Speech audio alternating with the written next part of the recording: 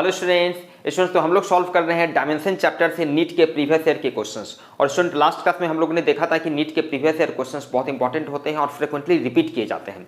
Trend analysis की बात करें तो 2000 से 2021 तक मैंने आपको बताया था कि ऑन एन एवरेज हर साल 1 से 2 क्वेश्चन पूछे गए थे। 2022 में बहुत ही इंटरेस्टिंग 3 क्वेश्चन डायरेक्ट डायमेंशन से पूछे गए थे और 2023 में एक भी क्वेश्चन डायमेंशन से नहीं पूछा गया। उस हिसाब से बहुत ही क्लियर है कि 2024 मतलब अगर आप इस साल नीट में स्पेशली अपीयर हो रहे हैं तो डेफिनेटली 1 से 2 क्वेश्चन मतलब मेरी तरफ से तो गारंटेड है 2 क्वेश्चन डायमेंशन से डायरेक्ट आने जा रहा है। तो बहुत ही इंपॉर्टेंट चैप्टर है 2024 के लिए स्पेशली। इनफैक्ट किसी भी साल अगर आप अपीयर हो रहे हैं तो चूंकि फ्रिक्वेंटली रिपीट होते हैं प्रीवियस ईयर के क्वेश्चंस, तो सारे क्वेश्चंस को अच्छी तरह से समझकर सॉल्व करना है।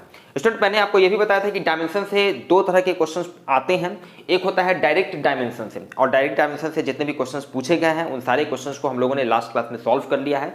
लिंक आपको नीचे डिस्क्रिप्शन बॉक्स में मिल जाएगा। और आज के क्लास में हम लोग देखेंगे दूसरा type, principal of homogeneity of dimension पर बेस्ड क्वेश्चंस, और उससे रिलेटेड जितने भी क्वेश्चंस हैं उन सारे क्वेश्चंस को हम लोग सॉल्व करेंगे। स्टूडेंट नीट में एक और भी बात होती है कि बहुत सारे क्वेश्चंस जो होते हैं वहां पर ट्रिक भी काम करते हैं। मतलब कि ऑब्वियसली अगर आप ट्रिक का हेल्प लेते हैं तो बहुत सारे क्वेश्चंस को आप बहुत आसानी से सॉल्व कर लेंगे। तो आज के क्लास में मैं आपको दिखाऊंगा कि बहुत सारे क्वेश्चंस जहां पर जनरल मेथड ट्रेडिशनल मेथड से अगर आप सॉल्व करते हैं तो वहां पर काफी टाइम लगेगा, वहीं आपको जो ट्रिक मैं आपको बताऊंगा वहां से आप बहुत आसानी से उस तरह के क्वेश्चंस को सॉल्व कर लेते हैं। तो क्लास शुरू करने के पहले अगर आप चैनल पर नए हैं तो प्लीज चैनल को सब्सक्राइब करें, बेल आइकन को प्रेस करें और चलिए शुरू करते हैं आज के क्लास को।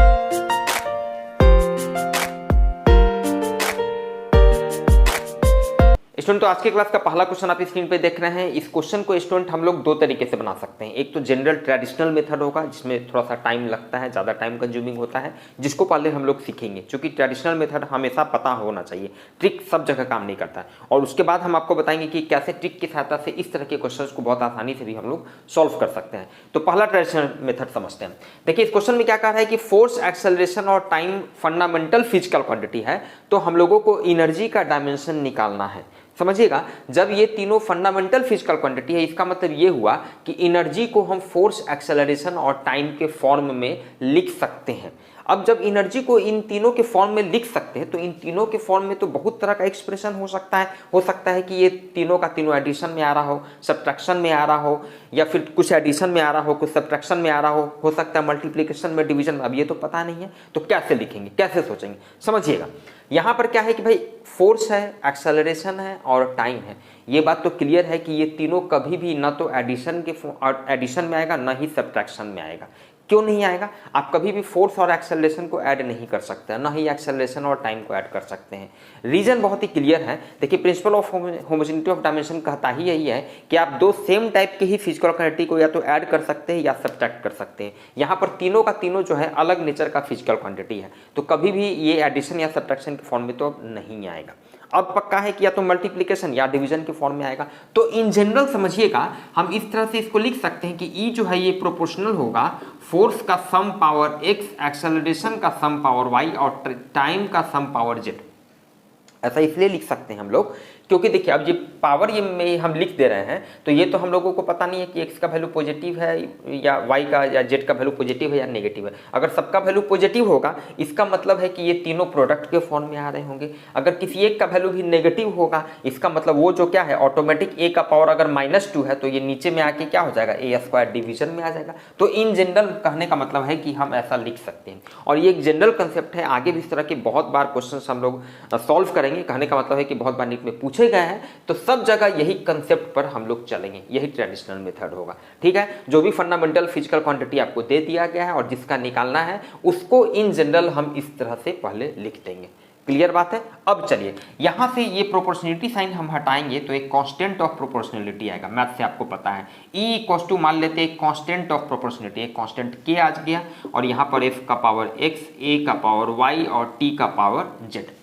क्लियर बात है। अब हम लोगों को क्या करना है स्टूडेंट, सिंपली सब तरफ ये एनर्जी है, फोर्स है, एक्सेलरेशन है, टाइम है, तो सबका हम डायमेंशन लिखते चले जाएंगे। क्लियर बात है। चलिए एनर्जी का डायमेंशन क्या होता है mL2T-2। क्लियर बात है। चलिए के आपका कांस्टेंट है तो इसका कोई डायमेंशन नहीं होगा, डायमेंशनलेस होगा। फोर्स का डायमेंशन स्टूडेंट क्या होता है mLT-1, तो इसका पावर x हो गया। एक्सेलरेशन का डायमेंशन LT-2, इसका पावर y हो गया और टाइम का डायमेंशन तो t ही रहेगा तो ये हो गया z हो गया।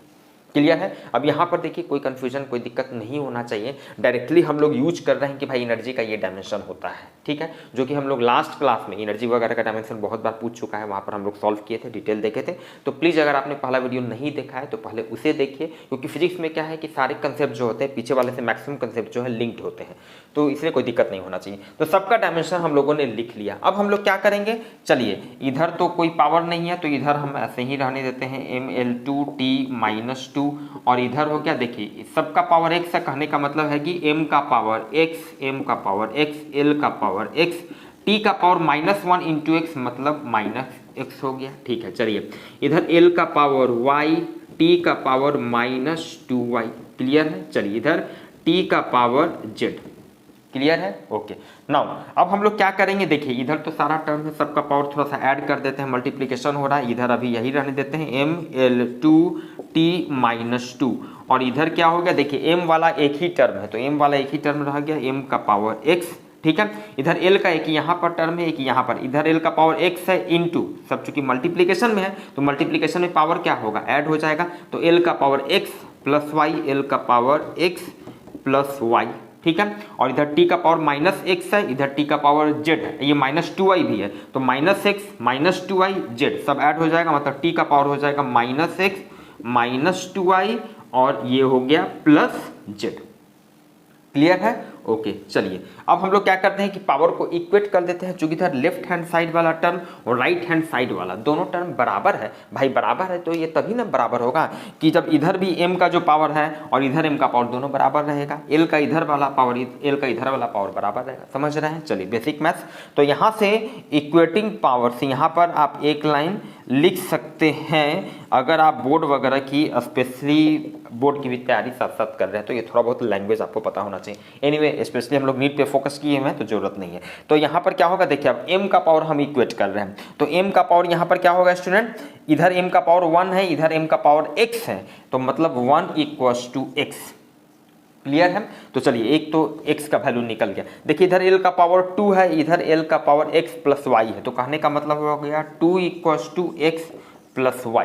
तो अब ध्यान दीजिए x का वैल्यू 1 रखेंगे, x = 1 है, x का वैल्यू जब 1 रखेंगे तो y का वैल्यू क्या हो जाएगा, 2 - 1 इधर चला जाएगा, तो यहाँ से y का वैल्यू 1 आ जाएगा, यहाँ से x का वैल्यू ऑलरेडी हम लोग 1 निकाल चुके हैं, ठीक है, ओके। अब हम लोग t का पावर इक्वेट करते हैं, t का पावर इधर -2 है, इधर -2 है, और इक्वल्स टू इधर t का पावर तो लंबा चौड़ा है -x -2y plus z, clear है। अब ऐसा करते हैं, एक्स वाई का वैल्यू निकल चुका है तो यहाँ पे वैल्यू थोड़ा पुट कर देते हैं, जेड का वैल्यू निकल जाएगा, एक्स का वैल्यू 1 तो ये हो गया -1 -2, वाई का भी वैल्यू 1 है तो ये हो गया -2, और ये हो गया प्लस जेड, मतलब इधर हो गया -3 प्लस जेड। अब ध्यान दीजिएगा -2 = है -3 प्लस जेड, तो ये -3 उधर चला जाएगा तो क्या होगा +3, मतलब इधर बच जाएगा 3 - 2, कहने का मतलब है यहाँ से भी जेड का वैल्यू कितना निकल गया 1।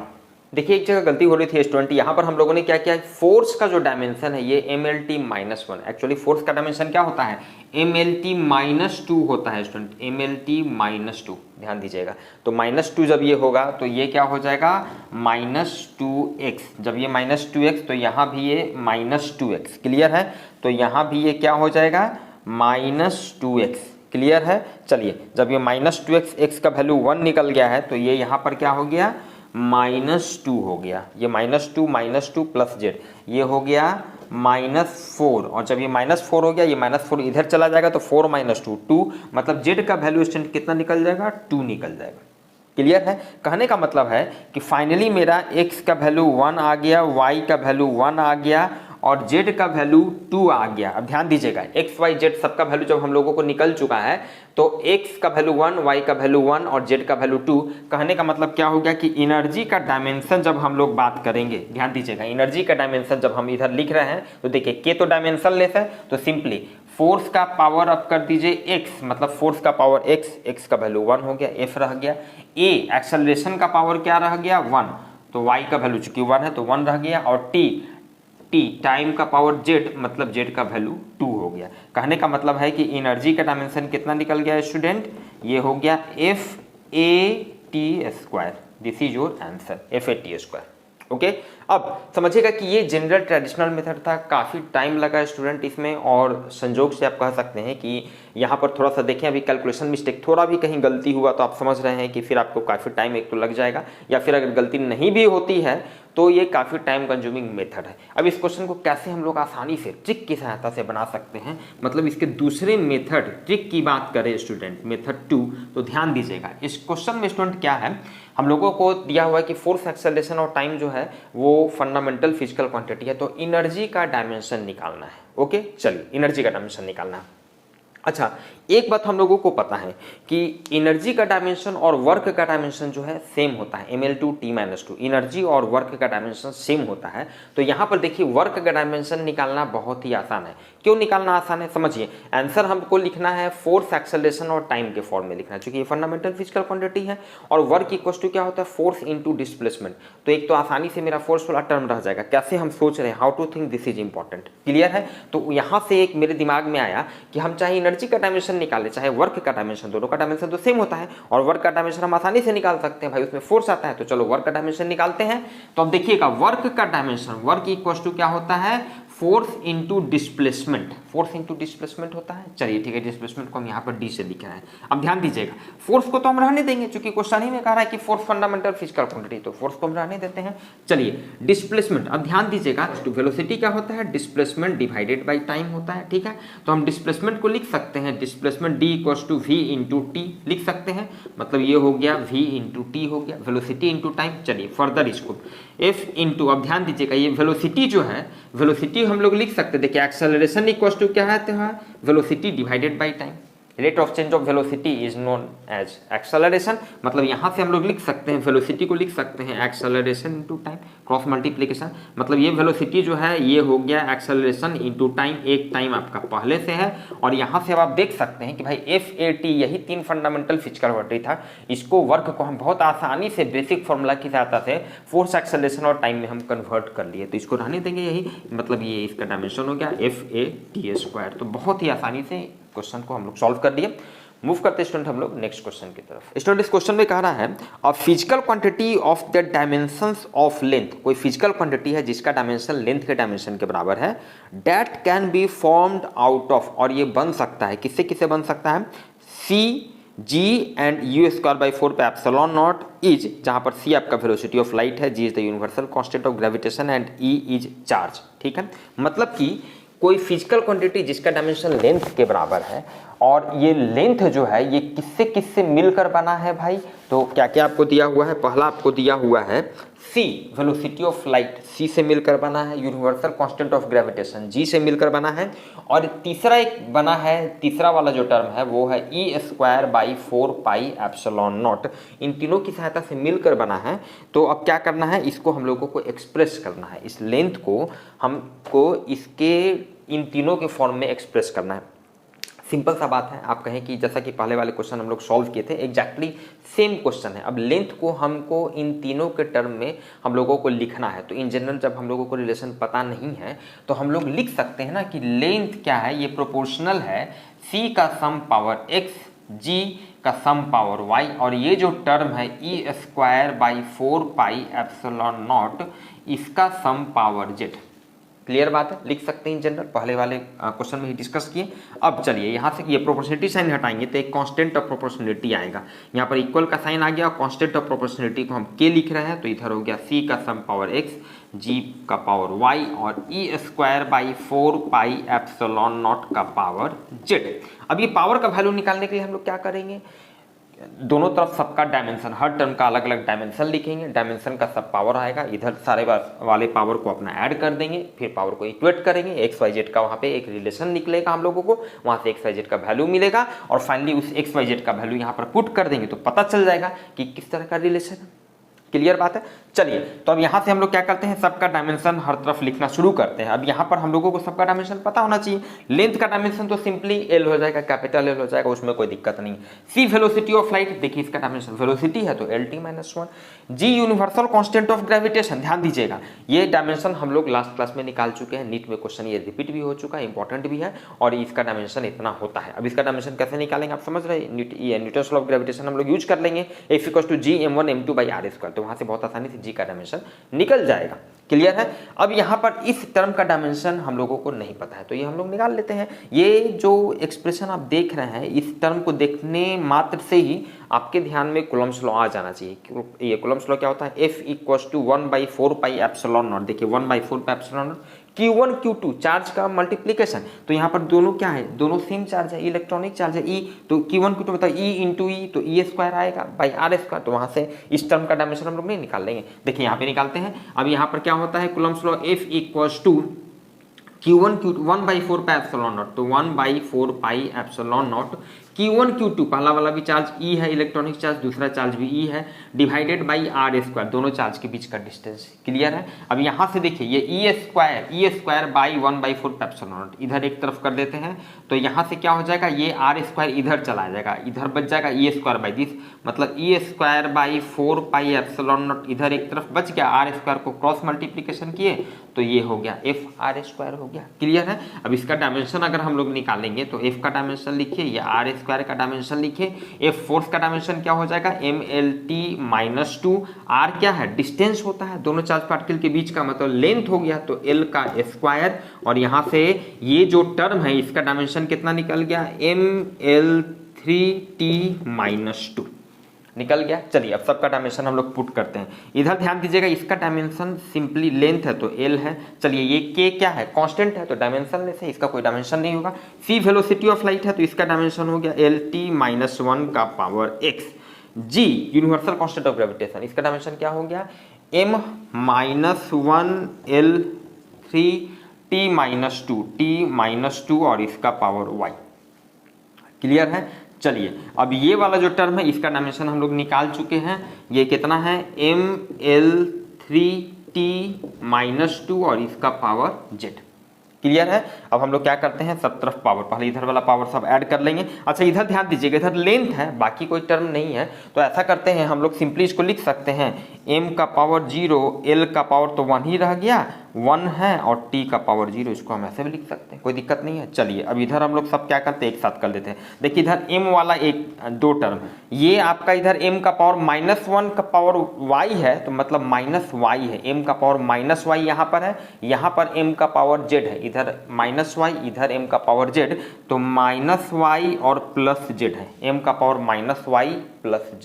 क्लियर है। अच्छा L का पावर इधर देखिए, L का पावर x है यहाँ पर, इधर L का पावर 3y है, 3y है, इधर L का पावर 3z है। तो चलिए सब पावर को ऐड कर देते हैं, इधर L का पावर x हो गया, इधर L का पावर 3y, तो x + 3y, और इधर L का पावर 3z, तो +3z, L का पावर निकल गया। चलिए अब t का पावर लिखते हैं, t का पावर, यहाँ पर t का पावर कितना है, -x, तो ये हो गया -x, इधर t का पावर -2y, तो -2y, और इधर t का पावर हो गया -2z।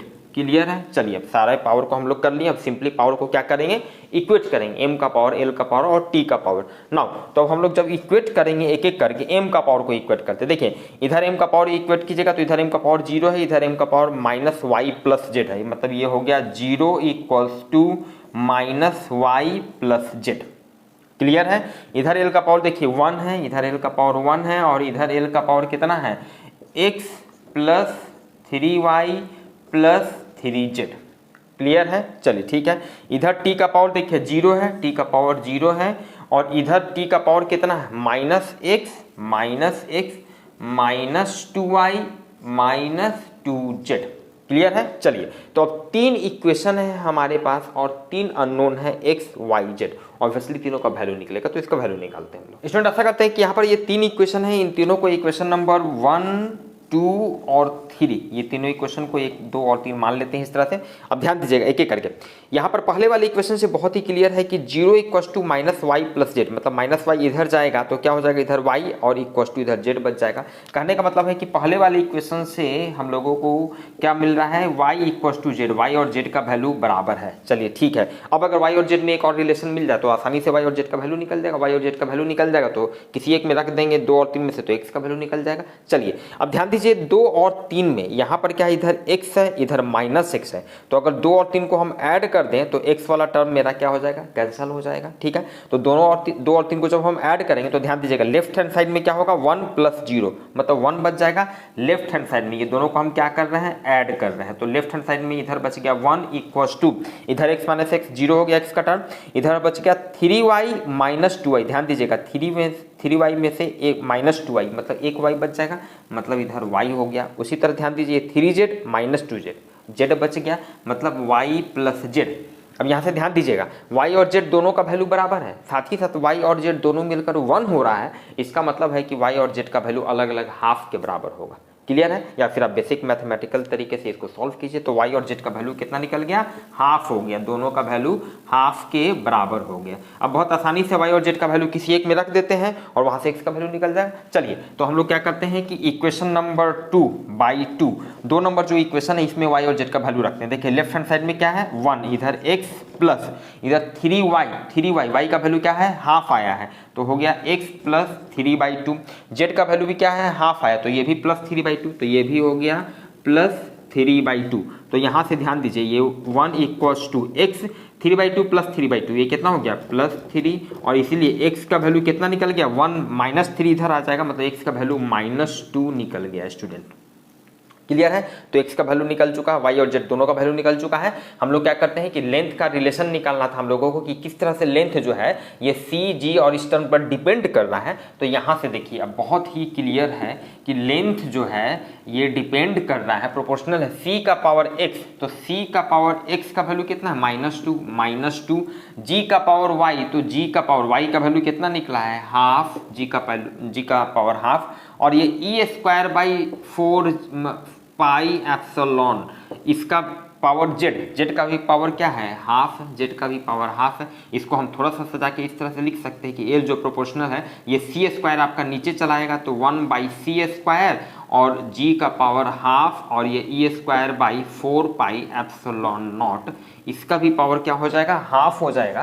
तो जहाँ तक आंसर की बात करें स्टूडेंट तो आंसर क्या हो जाएगा आप समझ सकते हैं, ये हो जाएगा 1/c² है। c² जो है आपका नीचे आ रहा है तो मतलब b और c में से कोई होगा। b में क्या है e² / 4πε0 और g नीचे आ गया है b में, g तो नीचे नहीं ना होगा, g तो इसके साथ प्रोडक्ट में होगा। ये दोनों को एक साथ कर दीजिए g × दिस और टोटल का पावर हाफ, मतलब ये क्लियर है कि डी वाला ऑप्शन होगा।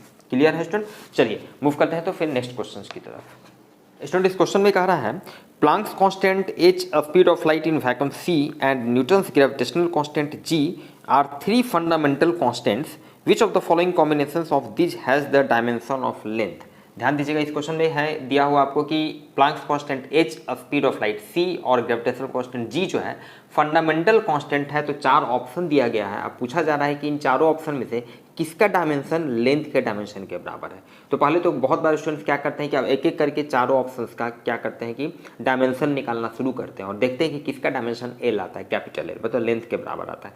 एक तो वो लेंदी मेथड हो गया, लेकिन आप समझ सकते हैं principal of homogeneity of dimension का कंसेप्ट कि जब ये फंडामेंटल कॉन्स्टेंट है इसका मतलब ये हुआ कि लेंथ को हम इन तीनों के टर्म में h, c और g के टर्म में लिख सकते हैं। अब जब इन तीनों के टर्म में हम लिख सकते हैं स्टूडेंट तो इन जनरल हमारे पास रिलेशन क्या होगा, चूंकि तीनों अलग अलग नेचर का फिजिकल क्वांटिटी है तो हम इन जनरल लिख सकते हैं कि लेंथ ये है प्रोपोर्शनल है h का सम पावर x, c का सम पावर y, g का सम पावर z। और अब ध्यान दीजिएगा फिजिक्स में स्टूडेंट क्या होता है कि कंसेप्ट एक ही होता है। अब उसी कंसेप्ट पर बेस्ड मतलब कि बहुत सारे क्वेश्चंस जो है वो जनरेट हो जाते हैं, अलग अलग तरीके से क्वेश्चंस को पूछा जाता है, लेकिन कंसेप्ट एक ही होता है। ध्यान दीजिए सारे क्वेश्चंस जो हम लोग सॉल्व कर रहे हैं सब में क्वेश्चन के पूछने का तरीका थोड़ा डिफरेंट है लेकिन कंसेप्ट एक ही है। अब यहाँ पर हम लोग क्या करेंगे, सबका हर टर्म का अलग अलग डायमेंशन लिखेंगे, फिर सॉल्व करेंगे, एक्स वाई जेड में एक रिलेशन निकलेगा, एक्स वाई जेड का वैल्यू वहाँ से निकलेगा और देख लेंगे कि लेंथ जो है किस तरह से डिपेंड कर रहा है एच, सी और जी पे, उसका अकॉर्डिंगली मेरा ऑप्शन आ जाएगा। क्लियर है? चलिए ठीक है, तो यहाँ से ये प्रोपोर्शनलिटी साइन हटाएंगे तो क्या हो जाएगा, एक कांस्टेंट ऑफ प्रोपोर्शनलिटी आएगा, इक्वल का साइन आ जाएगा, कांस्टेंट ऑफ प्रोपोर्शनलिटी के हो गया, इधर एच का सम पावर एक्स, सी वाई जी जेड हो गया। क्लियर है? समझ रहे हैं? चलिए अब हम लोग क्या करते हैं, सब तरफ हर टर्म का डायमेंशन लिख देते हैं। ये लेंथ है तो इसका डायमेंशन क्या हो गया स्टूडेंट, सिंपली एल हो गया।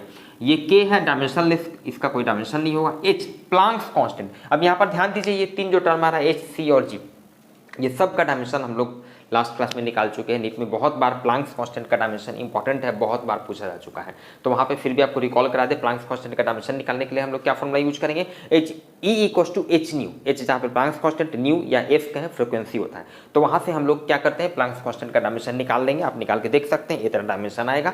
सी वेलोसिटी ऑफ लाइट है तो सिंपली इसका dimension LT-1, G universal constant of gravitation, तो इसका डायमेंशन इतना है, आप जान रहे हैं। चलिए सबका वैल्यू पुट कर देते हैं यहाँ पे।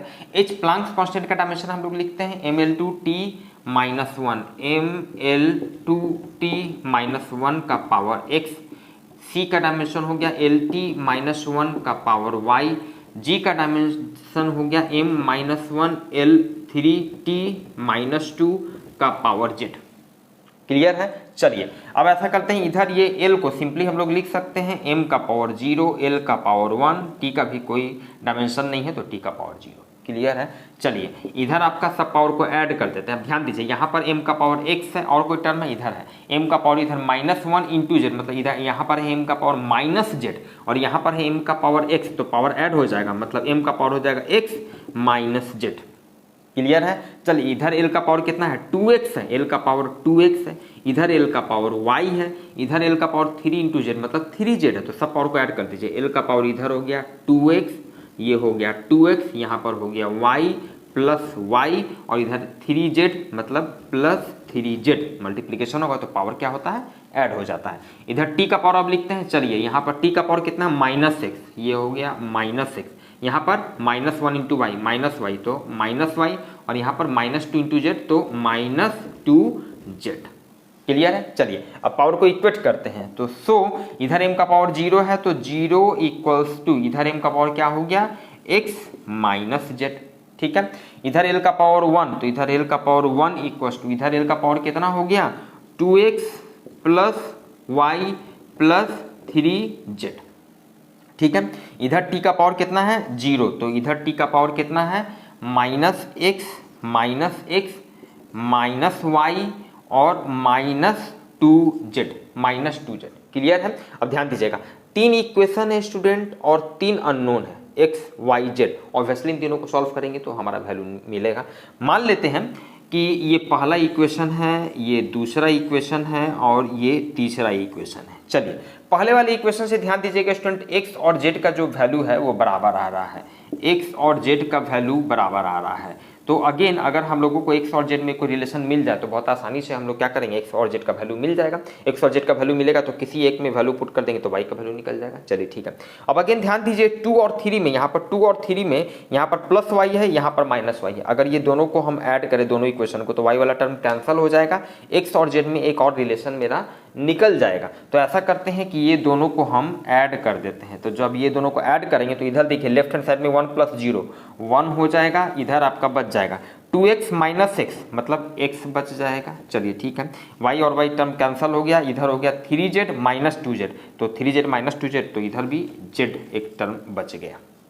अब बहुत ही क्लियर है अगेन कि भाई यहाँ पर x और z का वैल्यू बराबर है और साथ ही साथ दोनों मिलकर 1 हो रहा है, इसका मतलब x और z का वैल्यू हाफ के बराबर होगा और मैथमेटिकली भी आप इसको सॉल्व भी कर सकते हैं। कहने का मतलब x = z = हाफ, x और z का वैल्यू कितना मेरा निकल गया हाफ निकल गया। चलिए ठीक है। लगभग जो यहाँ पर इक्वेशंस भी जो आए पहले वाले क्वेश्चंस की तरह था, ये भी आप यहाँ पे गौर कर सकते हैं। चलिए अब हम लोग क्या करते हैं कि x और z का वैल्यू किसी एक में रख देते हैं। x और z का वैल्यू मान लिया 2 में ही रख देते हैं। तो यहाँ पर 9/2 2 नंबर इक्वेशन से ध्यान दीजिएगा। 2 नंबर में क्या है, इधर लेफ्ट हैंड साइड में 1 है, 1 = 2x है, 2x है, x का वैल्यू कितना है हाफ आया है तो 2 × हाफ। चलिए ठीक है। प्लस y तो प्लस y का वैल्यू तो निकालना ही हम लोगों को और प्लस 3z तो प्लस 3z, z का भी वैल्यू कितना है हाफ आया है तो ये हो गया हाफ हो गया। यहाँ से ऑब्वियसली y का वैल्यू निकलेगा। चलिए इधर 1 हो गया, इधर ये 2 और 2 कैंसिल तो 1 + y + 3/2।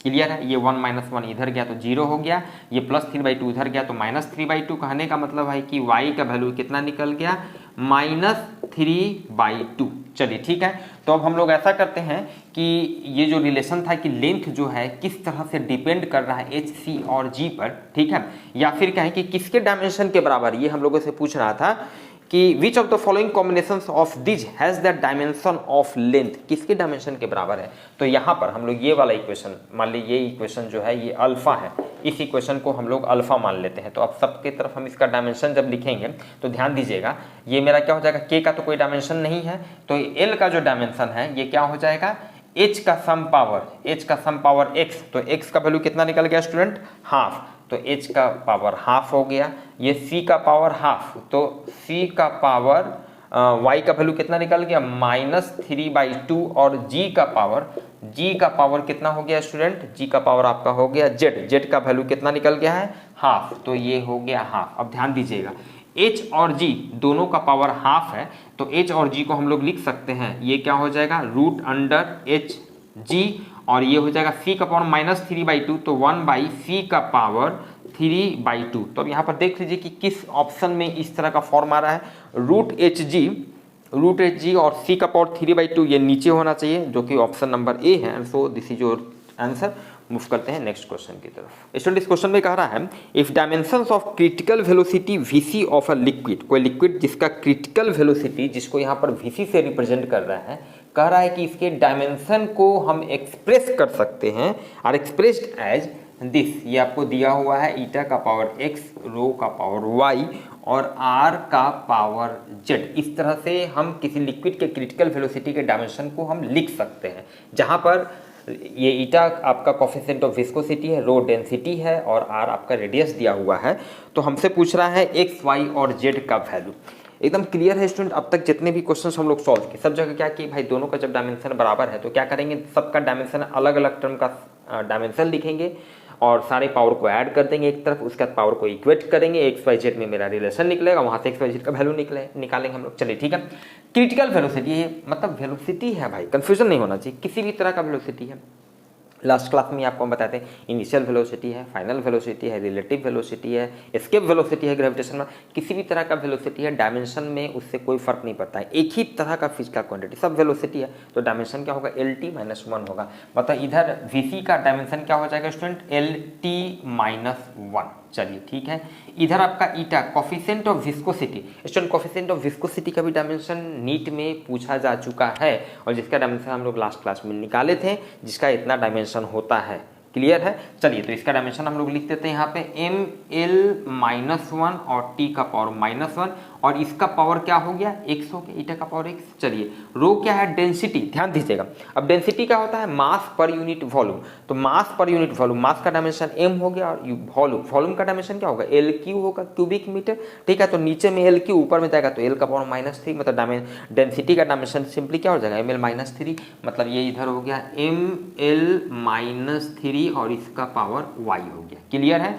r क्या है, रेडियस है, रेडियस मतलब क्या है, लेंथ है, तो इसका डायमेंशन क्या हो जाएगा, सिंपली l के बराबर हो जाएगा, मतलब l का पावर z।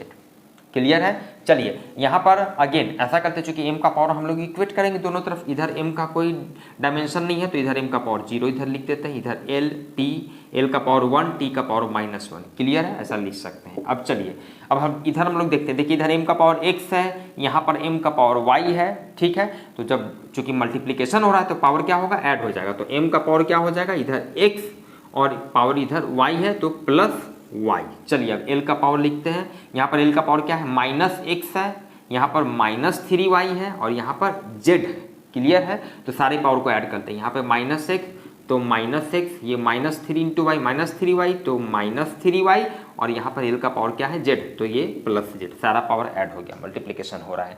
t का टर्म लिखते हैं, देखिए t का पावर यहाँ पर क्या, -1 × x, -x है तो t का पावर हो गया -x, और कोई t का टर्म नहीं है तो t का एक ही टर्म आ गया। क्लियर है। चलिए अब पावर को इक्वेट कर देते हैं, तो इधर देखिए ये 0 = इधर m का पावर 0, इधर m का पावर क्या है, x + y, तो x + y इधर कर देते हैं। अच्छा इधर l का पावर क्या है, 1 है, तो 1, और इधर l का पावर क्या है, -x -3y + z। चलिए और इधर t का पावर क्या है, -1 = इधर t का पावर -6, तो -6। अब यहाँ पे ऑब्वियसली 3 इक्वेशन है, 3 अननोन है XYZ, तो सबका वैल्यू मिलेगा।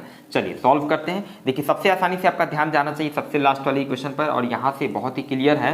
-1 = -x, इसका मतलब x का वैल्यू कितना 1 के बराबर है। x का वैल्यू 1 के बराबर मिल गया। अब x का वैल्यू 1 पे, तो आपका इस इक्वेशन पे ध्यान जाना चाहिए। जब x का वैल्यू 1 रखेंगे तो y का वैल्यू क्या हो जाएगा, 1 इधर जाएगा तो -1, मतलब यहाँ से मेरा निकल गया y का वैल्यू -1, y का वैल्यू -1।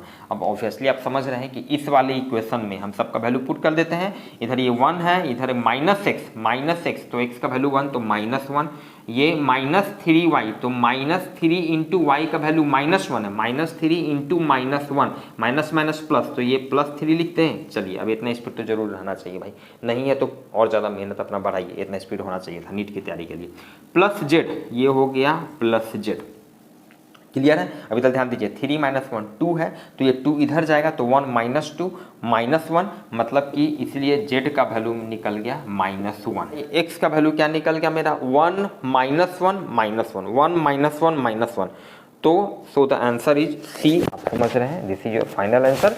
मूव करते हैं हम लोग नेक्स्ट क्वेश्चन की तरफ। स्टूडेंट इस क्वेश्चन में आप देख रहे हैं फोर्स, वेलोसिटी और टाइम जो है फंडामेंटल यूनिट्स दिया हुआ है, तो मास का डायमेंशन हम लोगों को निकालना है। अब एक तो ट्रेडिशनल मेथड होगा जहां पर हम लोग क्या करेंगे, एज्यूम करेंगे कि भाई चूंकि ये तीनों फंडामेंटल यूनिट है, इसका मास जो, इसका मतलब मास जो है इस तरह से डिपेंड कर रहा होगा फोर्स, वेलोसिटी और टाइम पर अकॉर्डिंगली। उसके बाद क्या होगा, प्रोपोर्शनलिटी साइन हटाएंगे, सबका अलग अलग डायमेंशन लिखेंगे, पावर को ऐड करेंगे, पावर को इक्वेट करेंगे, XYZ का वैल्यू निकलेगा, और यहाँ से XYZ का वैल्यू जब हम लोग पुट कर देंगे तो मेरा मास का डायमेंशन फोर्स, वेलोसिटी और टाइम के टर्म में निकल जाएगा। काफी लेंदी मेथड आप देख रहे हैं। अब इस क्वेश्चन को देखिए आसानी से भी हम लोग बना सकते हैं। हम लोगों को क्या करना है, मास का डायमेंशन निकालना है।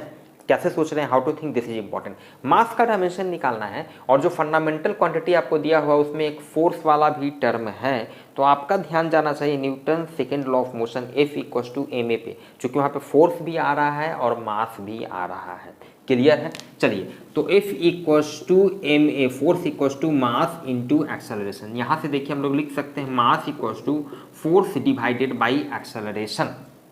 क्लियर है। मास का डायमेंशन हम लोगों को लिखना है फोर्स, वेलोसिटी और टाइम के टर्म में। तो फोर्स तो चूंकि दिया हुआ है फंडामेंटल यूनिट ही है, तो इसको रहने देते हैं। चलिए फर्दर अब हम लोग ये फोर्स को ऐसे रहने दिए, और एक्सेलरेशन, अब एक्सेलरेशन क्या होता है, rate of change of velocity. Rate of change of velocity मतलब एक्सेलरेशन को हम लिख सकते हैं velocity divided by time. Clear है। अब देखिए यहाँ पर तो एफ, भी और टी तीनों का टर्म में आ गया, बन गया, क्वेश्चन बन गया। ये टी ऊपर गया, भी नीचे रह गया, मतलब एफ टी डिवाइडेड बाई भी कहने का होता है, इसको लिख सकते हैं एफ भी ऊपर जाएगा और भी का power -1 and T, this is your answer. Clear है स्टूडेंट। मूव करते हैं नेक्स्ट क्वेश्चन की तरफ। स्टूडेंट इस क्वेश्चन में कह रहा है the velocity v of a particle at time t is given by this where a, b and c are constants, the dimensions of a, b and c are। मतलब इस question में कहा जा रहा है कि कोई पार्टिकल जिसका वेलोसिटी जो है वो टाइम के साथ इस तरह से वेरी कर रहा है। ये रिलेशन आपको दिया हुआ है, वेलोसिटी टाइम के साथ इस तरह से वेरी कर रहा है, जहाँ पर ए बी सी आपका कोई कांस्टेंट है। तो इसका हम लोगों को क्या निकालना है, डायमेंशन, तीनों का डायमेंशन निकालना है, ए बी और सी तीनों का डायमेंशन निकालना है। देखिए इस तरह के क्वेश्चन को हम लोग सॉल्व कैसे करते हैं, पहले जनरल तरीका समझिए। इन जनरल आप मान लीजिए कि आपके पास कोई भी रिलेशन है x = y + z, तो principal of homogeneity of dimension कहता है कि आप दो सेम टाइप के फिजिकल क्वांटिटी को ही ऐड कर सकते हैं या सब्ट्रैक्ट कर सकते हैं। तो उस हिसाब से जैसे यहाँ पर y और z ऐड हो रहा है, इसका मतलब ये हो गया कि ये दोनों का डायमेंशन बराबर होगा, और साथ ही साथ इसका ये भी मतलब हुआ कि अलग अलग भी y का डायमेंशन x के बराबर होगा और z का भी डायमेंशन x के बराबर होगा। क्यों?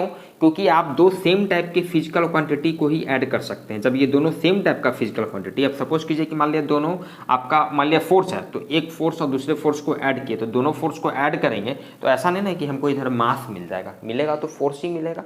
क्लियर बात है। कहने का मतलब है कि आपस में इन तीनों का जो डायमेंशन होगा वो बराबर होगा, ये बेसिक कंसेप्ट है। अब उस हिसाब से यहाँ पर समझिए, हम लोगों को ए बी और सी तीनों का डायमेंशन निकालना है एक एक करके। तो ध्यान दीजिए यहाँ पर क्या हो रहा है कि टी प्लस सी के साथ जो है टाइम वाला टर्म जो है ऐड हो रहा है। इसका मतलब पक्का बात है कि सी का जो डायमेंशन है वो टाइम के डायमेंशन के बराबर होगा। क्लियर बात है। उस हिसाब से यहाँ से बहुत आसानी से सी का डायमेंशन आप समझ रहे हैं कि क्या हो जाएगा, टाइम टी के डायमेंशन के बराबर हो जाएगा। चलिए ठीक है। अब अब यहाँ पर अगेन ध्यान दीजिए, अब ए का डायमेंशन देखिए आसानी से निकाल सकते हैं, क्योंकि ये दोनों टर्म, इधर वेलोसिटी है, इधर इसके साथ ये दोनों टर्म ऐड हुआ है। पक्का बात है कि ये भी वेलोसिटी, इसका भी डायमेंशन, ये जो पूरा टर्म है इसका भी डायमेंशन वेलोसिटी के बराबर होगा, और ये जो पूरा टर्म है इस पूरे टर्म का भी डायमेंशन वेलोसिटी के डायमेंशन के बराबर होगा, अलग अलग भी। क्लियर है? चलिए, तो कहने का मतलब है कि ए टी ये जो है इसका डायमेंशन वेलोसिटी के डायमेंशन के बराबर होगा। वेलोसिटी का डायमेंशन मतलब कि ये हो गया ए टी। अब इसको अलग अलग लिख देते हैं, ए का डायमेंशन और टी का डायमेंशन, तो इधर टी ही रह गया, इधर वेलोसिटी का डायमेंशन क्या हो गया, एल टी -1 हो गया। ठीक है, तो यहां से इसलिए ए का डायमेंशन देखिए इधर क्या हो जाएगा, टी वाला टर्म इधर चला जाएगा, नीचे में चला आएगा, मतलब ये एल टी -1। चलिए एक स्टेप और लिख लेते हैं, ये टी वाला टर्म नीचे चला आया, मतलब कि ये टी वाला टर्म जब ऊपर जाएगा तो टी का पावर -1 और ये -1 ऐड हो जाएगा, तो एल टी -2। ए का डायमेंशन क्या निकल गया, एल टी -2।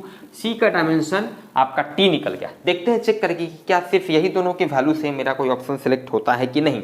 ए का डायमेंशन एल टी -2, तो बी वाला ऑप्शन बी और डी हो सकता है, बी और डी हो सकता है। सी का डायमेंशन टी, सी का डायमेंशन सिर्फ बी में है, इसका मतलब कि आंसर आपका बी है। लेकिन इवन देन हम लोग बी का डायमेंशन सीखते हैं कि बी का डायमेंशन यहाँ पर हम लोग कैसे निकालेंगे।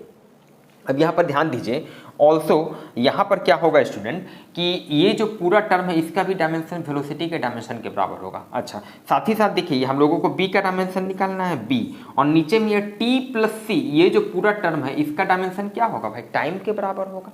टाइम के बराबर होगा ना, ये भी टाइम है, ये भी टाइम है, इसका भी डायमेंशन टाइम के बराबर, तो दोनों टाइम को ऐड करेंगे तो कंफ्यूजन नहीं होना चाहिए। हमको जो मिलेगा, जो फिजिकल क्वांटिटी जो टर्म मिलेगा उसका भी डायमेंशन टाइम ही के बराबर होगा। कहने का मतलब ये सीधे नीचे में टाइम का डायमेंशन होगा, कंफ्यूजन नहीं होना चाहिए। अगेन आई रिपीट, ठीक है, दोनों टाइम है अलग अलग, तो इसका डायमेंशन क्या हो गया, टाइम के बराबर ही हो गया। ठीक है, अब यहाँ पर इधर आपका ये जो टोटल टर्म था इसका डायमेंशन वेलोसिटी के डायमेंशन के बराबर, और वेलोसिटी के डायमेंशन कितना, एल टी -1। तो यहाँ से समझ सकते हैं टी क्रॉस मल्टीप्लीकेशन होगा, तो सिंपली आपका ये टी का पावर 1 इधर टी का पावर -1 दोनों ऐड हो जाएगा, तो टी का पावर 0। सिंपली क्रॉस मल्टीप्लीकेशन का बी का डायमेंशन लेंथ के डायमेंशन के बराबर, और जो कि आप देख सकते हैं बी नंबर ऑप्शन में है। So B is your answer. Move करते हैं हम लोग नेक्स्ट क्वेश्चन की तरफ। स्टूडेंट, इस क्वेश्चन में यहाँ पर एक इक्वेशन दिया हुआ है, यहाँ पर पी प्रेशर है, वी वॉल्यूम है, थीटा आपका टेम्परेचर है, ए और बी कांस्टेंट है, तो ए का डायमेंशन हम लोगों को निकालना है। चलिए ठीक है, अब अगेन ए का डायमेंशन हम लोगों को निकालना है, तो यहाँ पर ध्यान दीजिए ये वाला जो टर्म है total A by V square, ये टर्म जो है ऐड हो रहा है प्रेशर के साथ ऐड हो रहा है। इसका मतलब ये हुआ कि ये जो टर्म है ए बाई वी स्क्वायर, निश्चित रूप से इसका डायमेंशन प्रेशर के डायमेंशन के बराबर होना चाहिए, तभी ये ऐड हुआ है according to principle of homogeneity of dimension. Clear बात है? कहने का मतलब है कि डायरेक्टली हम लोग यहाँ पर फोकस करेंगे कि ए बाई वी स्क्वायर ये जो टर्म है इसका डायमेंशन प्रेशर के डायमेंशन के बराबर होगा। क्यों इस पर फोकस किया? क्योंकि ए का डायमेंशन निकालना है क्वेश्चन में हम लोगों को। अब चलिए, प्रेशर का डायमेंशन हम लोगों को पता है, प्रेशर आप निकाल सकते हैं बहुत आसानी से। प्रेशर इक्वल टू क्या होता है, force per unit area. Force का होता है ml टी -2, ए एरिया का एल स्क्वायर हो गया, मतलब यहाँ से प्रेशर का डायमेंशन निकल गया 1 - 2 -1 टी का -2 ml -1 टी -2। चलिए ठीक है, अब यहाँ से और भी ध्यान दीजिए, चलिए अलग अलग कर लेते हैं। ए का ऊपर में डायमेंशन हो गया और नीचे में ये वॉल्यूम ध्यान दीजिए, वॉल्यूम का डायमेंशन स्टूडेंट क्या होगा, वॉल्यूम इसका डायमेंशन हो जाएगा एल का पावर 3। वॉल्यूम का यूनिट से आप याद कर सकते हैं, वॉल्यूम का यूनिट क्या होता है, क्यूबिक मीटर, क्यूबिक सेंटीमीटर, तो मीटर मीटर मीटर, तो एल का पावर 3। क्लियर बात है? तो यहाँ से ध्यान दीजिए, वी स्क्वायर है तो वी वॉल्यूम का डायमेंशन है एल का पावर 3, तो इसका वी स्क्वायर है तो इसका स्क्वायर हो गया। ठीक है, इधर हो गया, और इधर प्रेशर का डायमेंशन हम लोग लिख देते हैं, ये है ml -1 टी -2। यहाँ से ध्यान दीजिए, ये ए का ऊपर में ए है, नीचे में एल का पावर 6 है, और इधर है ml -1 टी -2। यहाँ से ध्यान दीजिए, ये जो है आपका जो कांस्टेंट है इसका डायमेंशन ये क्रॉस मल्टीप्लिकेशन हो जाएगा, इधर ये ml -1 टी -2 इंटू एल का पावर ये 6 है। अब पावर ऐड हो जाता है, देखिए एम का तो एक ही टर्म है, एल का पावर -1 और +6, -1 + 6 क्या हो जाएगा, एल का पावर 5 हो जाएगा, 6 - 1 5, और ये हो जाएगा t -2। This is your answer, C is your correct choice. तो मूव करते हैं नेक्स्ट क्वेश्चन की तरफ। स्टूडेंट, इस क्वेश्चन में कह रहा है which of the following is a dimensional constant. 4 option दिए गए हैं और पूछा जा रहा है कि इन चारों ऑप्शन में से कौन सा जो है वो डायमेंशनल कांस्टेंट है। डायमेंशनल कांस्टेंट कहने का मतलब है कि उसका एक कांस्टेंट वैल्यू तो हो ही और साथ ही साथ उसका सर्टेन डायमेंशन हो। अब यहाँ पर ध्यान दीजिए, जैसे आपका पहला ऑप्शन है रिलेटिव डेंसिटी, जिसको हम स्पेसिफिक ग्रेविटी भी कहते हैं। ये रिलेटिव डेंसिटी स्टूडेंट क्या होता है, density of substance being measured divided by density of reference material. Clear है, मतलब जिस सब्सटेंस का आपको डेंसिटी मेजर करना है उसका डेंसिटी लिखिए और जो रेफरेंस मटेरियल है उसका डेंसिटी लिखिए। ये होता है, इसका रेशियो होता है रिलेटिव डेंसिटी। अब ध्यान दीजिएगा, कहने का मतलब है ओवरऑल डायमेंशन के हिसाब से रिलेटिव डेंसिटी जो होता है वो सेम टाइप का फिजिकल क्वांटिटी का रेशियो है। ऊपर में भी डेंसिटी है, जिसका भी डेंसिटी हो, जैसा भी हो, ऊपर में भी डेंसिटी, नीचे में भी डेंसिटी, मतलब इसका कोई डायमेंशन नहीं होगा, मतलब ये डायमेंशन लेस कांस्टेंट हो गया, डायमेंशन लेस, इसका कोई डायमेंशन है ही नहीं, तो ये रिलेटिव डेंसिटी तो नहीं होगा। दूसरा है ग्रेविटेशनल कांस्टेंट, तो ग्रेविटेशनल कांस्टेंट का कांस्टेंट वैल्यू तो खैर आप जान ही रहे हैं जो होता है, और साथ ही साथ उसका डायमेंशन भी होता है। बहुत सारे क्वेश्चंस में हम लोग यूज भी किए हैं, ऑब्वियसली आंसर आपका बी ही होगा, आगे फिर भी देख लीजिए। रिफ्रैक्टिव इंडेक्स, रिफ्रैक्टिव इंडेक्स अब क्या होता है student, speed of light in vacuum divided by speed of light in medium. कहने का मतलब रिफ्रैक्टिव इंडेक्स भी जो होता है दो सेम टाइप के फिजिकल क्वांटिटी का रेशियो होता है, ऊपर में भी स्पीड नीचे में भी स्पीड, मतलब कि रिफ्रैक्टिव इंडेक्स का भी कोई डायमेंशन नहीं होगा, डायमेंशन लेस कांस्टेंट है। इसका मतलब है कि ये भी आंसर आपका नहीं होगा।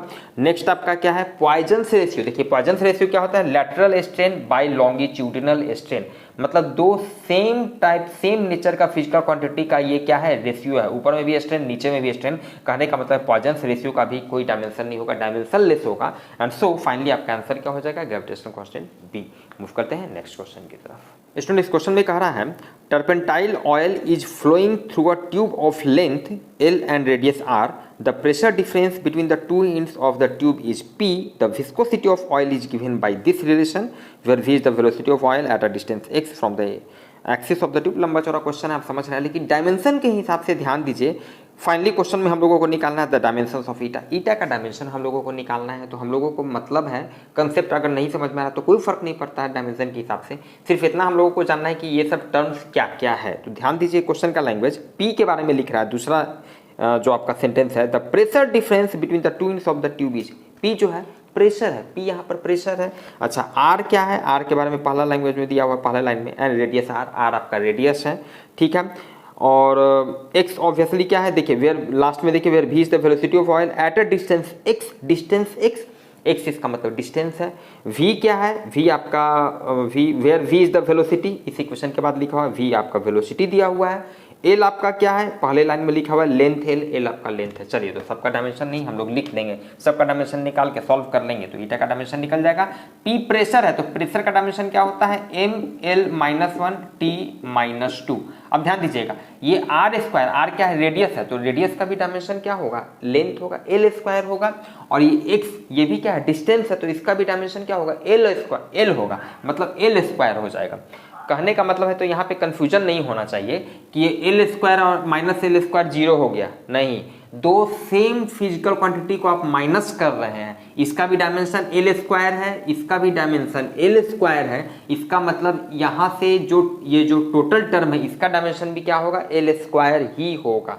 क्लियर बात है, मतलब इसका डायमेंशन हो गया एल स्क्वायर। चलिए ठीक है, अब नीचे में 4 तो आपका कांस्टेंट है, कोई डायमेंशन नहीं होगा। वी वेलोसिटी दिया हुआ है तो इसका डायमेंशन एल टी -1, और एल क्या है लेंथ है तो इसका भी डायमेंशन एल। अब इसको सॉल्व कर दीजिए, ईटा का डायमेंशन निकल जाएगा। देखिए एम का एक ही टर्म है तो एम का एक ही टर्म रह गया, एल का टर्म ध्यान दीजिएगा, देखिए एल ऊपर में -1 है, ये +2, -1 +2 तो आपका क्या हो गया, एल का पावर 1 बच गया, एल का पावर 1 ऊपर में बच गया, नीचे में एल का पावर 2 है, 1 + 1 2, 2 ऊपर जाएगा तो -2, तो 1 - 2 -1, तो एल का पावर -1। सॉल्व करके आप देख लीजिए, टी का पावर -2 जैसे भी आसानी से, एक -1 एक -1 कैंसिल हो गया तो टी का एक ही टर्म बच गया -1, मतलब ईटा का डायमेंशन एम एल -1 टी -1 हो गया। And so the answer is D, option number D. Move करते हैं नेक्स्ट क्वेश्चन जो कि आप देख रहे हैं। इस क्वेश्चन में क्या कह रहा है, the time dependence of a physical quantity P is given by, कोई फिजिकल क्वांटिटी P है। नेक्स्ट क्वेश्चन हम लोग देख रहे हैं, ये फिजिकल क्वांटिटी P जो है ये डिपेंड कर रहा है टाइम पर इस तरह से, ये P0 कोई कांस्टेंट होगा ऑब्वियसली, और यहाँ पर ये EXP एक्सपोनेंशियल फंक्शन है, और minus A T square time पर, टाइम का टर्म आ रहा है, ये जो फिजिकल क्वांटिटी पी जो है टाइम पर इस तरह से डिपेंड कर रहा है, where A is a constant and T is the time, the constant A, तो ए का इस dimensionless has dimension this, A का डायमेंशन हम लोगों को निकालना है। ध्यान दीजिएगा जब भी इस तरह का इंपॉर्टेंट है, ध्यान दीजिएगा जब भी इस तरह का आपका कोई एक्सपोनेंशियल फंक्शन आए, लोगारिथमिक फंक्शन आए या ट्रिगोनोमेट्रिकल फंक्शन आए, तो हमेशा याद रखिए उसका जो आर्गुमेंट होता है वो डायमेंशन लेस होता है। इन जनरल हमेशा याद रखिए, जैसे मान लिया एक्सपोनेंशियल फंक्शन है e का पावर x, तो यहाँ पर ये इसका जो आर्गुमेंट है x, इसका कोई डायमेंशन नहीं होगा, मतलब इसका डायमेंशन हम लोग लिख सकते हैं m का पावर 0, l का पावर 0, t का पावर 0, इस तरह से हम लोग लिख सकते हैं। कहने का मतलब ये है डायमेंशन लेस है। उसी तरह मान लिया कोई लोगारिथमिक फंक्शन है log y, तो इसका जो आर्गुमेंट है y, इसका भी कोई डायमेंशन नहीं होगा। उसी तरह कोई ट्रिगोनोमेट्रिकल फंक्शन है sin थीटा, तो ये इसका जो आर्गुमेंट है थीटा, इसका भी कोई डायमेंशन नहीं होता है। ऑलवेज रिमेंबर, ठीक है। तो यहाँ पर भाई हम लोगों को निकालना क्या है, a का डायमेंशन निकालना है। तो सीधे हम लोगों का ध्यान इस पे जाएगा भाई, चूंकि ये एक्सपोनेंशियल फंक्शन है और इसका ये आर्गुमेंट है माइनस ए टी स्क्वायर, तो माइनस से कोई फर्क पड़ता नहीं डायमेंशन में, तो ए टी स्क्वायर ये जो टर्म है ए टी स्क्वायर, ये इसका कोई डायमेंशन नहीं होगा, मतलब इसको हम लोग लिख सकते हैं m का पावर 0, l का पावर 0, t का पावर 0। क्लियर है। हम लोगों को निकालना है a का डायमेंशन, अलग अलग कर देते हैं। a का डायमेंशन t क्या है, t तो one of the 7 fundamental physical quantity, जिसका डायमेंशन क्या होता है, t होता है, कैपिटल T टाइम। तो t स्क्वायर है तो इसका डायमेंशन क्या हो जाएगा, t स्क्वायर, और इधर तो कुछ नहीं, तो m का पावर 0, l का पावर 0, t का पावर 0, इतना लिखने का जरूरत नहीं है, इधर सीधे t का पावर 0 ही कर देते हैं। तो इसीलिए a का डायमेंशन क्या हो गया, ध्यान दीजिएगा, a का डायमेंशन इधर t का पावर 0 या t का पावर 2 नीचे जाएगा, तो मतलब कि क्या हो जाएगा, t का पावर हो जाएगा -2 ऊपर में जाएगा। तो ये आपका हो गया आंसर, क्या हो जाएगा, has dimensions t -2, option number B. Move करते हैं नेक्स्ट क्वेश्चन की तरफ। स्टूडेंट इस क्वेश्चन में कह रहा है p represents radiation pressure, c represents speed of light and s represents radiation energy striking per unit area पर सेकेंड। मतलब ये तीन टर्म आपको PCS दिया हुआ है, क्या है इसका डिस्क्रिप्शन दे दिया गया है। तो the non zero integers X Y Z such that, ये जो टर्म है p का power x s y c z, ये जो है डायमेंशन लेस हो जाए, एक्स वाई जेड का वैल्यू हम लोगों को निकालना है, सो दैट कि ये टर्म डायमेंशन लेस हो जाए। अगर ये टर्म डायमेंशन लेस है तो इन जनरल हम लोग इसको इस तरह से लिख सकते हैं, सबका पावर क्या हो जाएगा, 0 हो जाएगा। साथ ही साथ अब यहाँ पे कैसे निकालेंगे, जाहिर सा बात है इस तरह के बहुत सारे क्वेश्चंस को सॉल्व किए, हम लोग क्या करेंगे, अलग अलग जो भी टर्म है सबका डायमेंशन लिखेंगे, सबका फिर पावर को मल्टीप्लिकेशन करेंगे, पावर ऐड होगा, पावर को इक्वेट करेंगे लेफ्ट हैंड और राइट हैंड साइड में, पावर को इक्वेट करेंगे तो एक्स वाई जेड में मेरा 3 अननोन में ये 3 इक्वेशन आ जाएगा, उसको सॉल्व करेंगे तो एक्स वाई जेड का वैल्यू निकल जाएगा। बहुत ही क्लियर है, चलिए सॉल्व करते हैं। तो इसके लिए सबसे पहले क्या करना होगा, तीनों का डायमेंशन हम लोगों को पता होना चाहिए। पी क्या है आपका, रेडिएशन प्रेशर है, मतलब भाई किसी भी तरह का प्रेशर है, डायमेंशन में से फर्क नहीं पड़ता है, तो प्रेशर का डायमेंशन क्या हो गया, ml-1 t-2। सी क्या है, स्पीड ऑफ लाइट है, स्पीड ऑफ लाइट है मतलब स्पीड है, तो इसका डायमेंशन क्या हो गया, lt-1। इसके बारे में कह रहा है कि ये energy striking per unit area पर सेकेंड, मतलब टाइम। क्लियर है, मतलब इसका डायमेंशन अगर आपको निकालना है तो एनर्जी का डायमेंशन लिखिए पहले, ml2t-2 होता है एनर्जी का डायमेंशन, एरिया का डायमेंशन जो कि हो जाएगा l स्क्वायर, और टाइम का डायमेंशन क्या हो जाएगा, t हो जाएगा। यहाँ से आप समझ सकते हैं l स्क्वायर ये कैंसिल हो जाएगा, मतलब s का डायमेंशन क्या निकल जाएगा, mt का पावर 3। क्लियर बात है, चलिए ठीक है। अब हम लोग क्या करते हैं, सबका डायमेंशन यहाँ पे रखते चले जाते हैं। देखिए p का डायमेंशन क्या हो गया, ml-1 t-2 का पावर x, s का डायमेंशन हो गया mt का पावर 3, इसका पावर हो गया y, और c का डायमेंशन lt-1 का पावर z, और इधर आपका हो गया m0l0 t0। क्लियर है, चलिए ठीक है। यहाँ से अब हम लोग क्या करते हैं, सबका पावर देखिए, इधर आपका m का पावर x है, यहाँ पे m का पावर y है, तो ऐड हो जाएगा, मतलब यहाँ पर हो गया m का पावर x प्लस y, इधर आपका l का पावर क्या है, -x, यहाँ पर l का पावर z, तो l का power -x plus z। Clear है, और यहाँ पर देखिए t का पावर -2x, तो t का पावर -2x, इधर t का पावर 3y, तो प्लस 3y, और t का पावर -z, t का पावर -z। चलिए इधर तो सबका पावर क्या है, 0 है। ओके चलिए ठीक है। अब सबका पावर को क्या करते हैं, इक्वेट करते हैं दोनों साइड में। इधर m का पावर क्या है x प्लस वाई और उधर m का पावर 0 है। इधर l का पावर क्या है माइनस एक्स प्लस जेड और इधर l का पावर 0 है। इधर t का पावर है minus 2x plus 3y minus Z और इधर t का पावर 0 है। तीन अननोन है एक्स वाई जेड और तीन इक्वेशन है। ऑब्वियसली इसको सॉल्व करेंगे तो इसका वैल्यू मिलेगा और इसको जब सॉल्व करते हैं स्टूडेंट यहाँ पर एक छोटा सा करेक्शन कर लीजिएगा। यहाँ पर देखिए एक्चुअली में टी ये नीचे वाला टर्म है तो यहाँ पर ये ऊपर में जाएगा तो टी का पावर -3 हो जाएगा। इसे थोड़ा यहाँ पे करेक्ट कर लीजिएगा।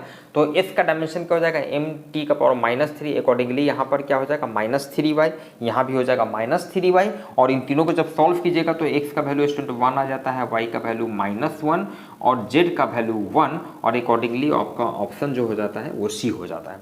तो स्टूडेंट हम लोग मिलते हैं फिर नेक्स्ट क्लास में।